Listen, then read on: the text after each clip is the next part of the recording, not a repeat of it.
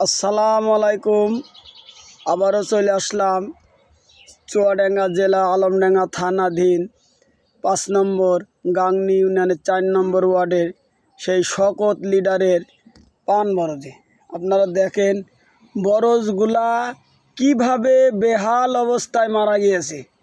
আপনারা কল্পনাও করতে পারবেন না যে বরজ এইভাবে মারা যায়। এই চাষির অবস্থা খুবই খারাপ। দেখেন প্রত্যেকটা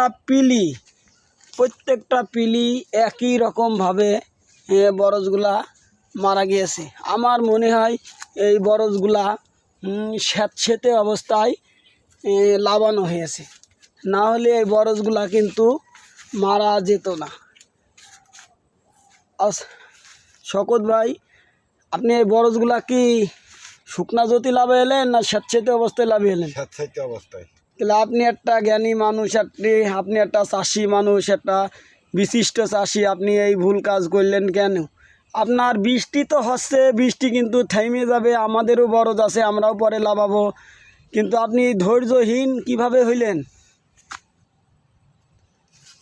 আপনি ধৈর্যহীন কিভাবে হইলেন?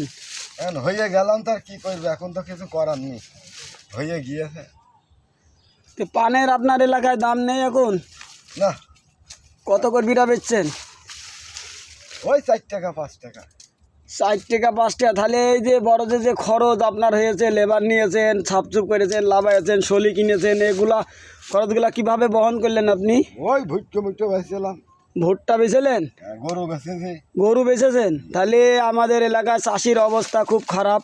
দেখেন, কেউ বেচেছে ভুট্টা, কেউ বেচেছে গরু, কিন্তু তারপরও বরজগুলা কি বেহাল অবস্থায় মারা গিয়েছে। আসসালামু আলাইকুম।